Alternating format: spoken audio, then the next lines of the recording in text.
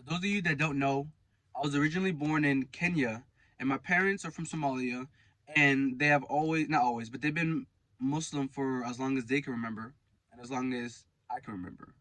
But it's one of those things where my faith has recently been getting stronger as I've done more research, as I've done more, you know, pretty much research into the subject, into religion, into theology.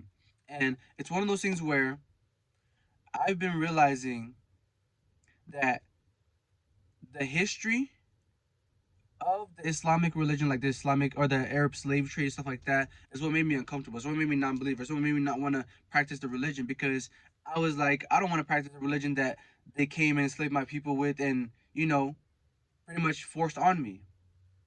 But like I said, the more research I did, the more I'm looking into it, the more I'm finding out. It's like, yes, a lot of this stuff did happen, but it's like the Arab slave trade. When you watch, the videos or when you're reading on it, it doesn't mention how the first uh, Ethiopian king or the first African, the first person to, the first king to accept Islam was African. It was an Ethiopian king who not only helped Muslims that were in exile come and protect them from the people that were trying to oppress him, kill him, and murder him, but he also converted himself, making him the first king to convert to Islam, and he just so happened to be African. But it's one of those things where black Muslims have a different perspective than just regular Muslims. So it's one of those things where the Somalis, they have a different perspective than the regular Muslims. Why? Because they had to experience the slavery, but they also still practice Islam today. So sometimes it conflicts, and sometimes you have that cognitive dissonance. But it's one of those things where you can still have the teachings, the lessons, the wisdom of the Quran, while also understanding your history and understanding where you came from and how things got it to be.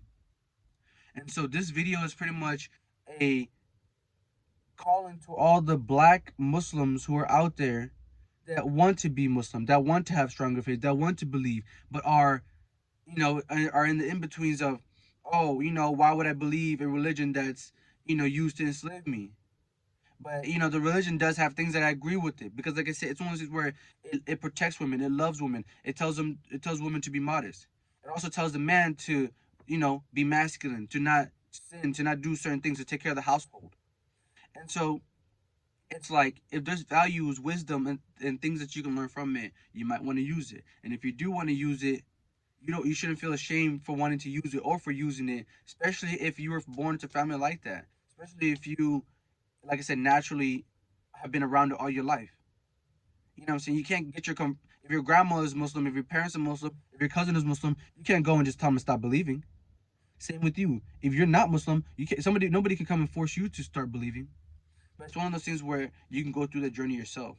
You can go through that. We can go through that journey together. We can talk about the things that plague us. You could talk about the things we struggle with. We could talk about the things we want, the things that we don't want, the things that bother us, the things that don't.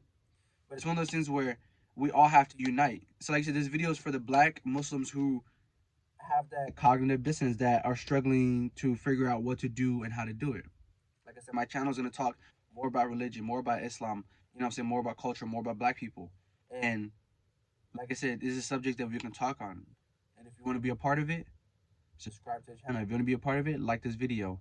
Because like I said, at the end of the day, if we all unite, not only do we become more powerful, but there's not many of us out there anyway. So that means we definitely have to unite to even have a little bit of power. Black people already don't have any power. And now you chose a minority class that just happens to have negative stereotypes too. So, like I said, we can help each other help each other. Okay. But that means we have to do it together. But it can be done, and it will be done.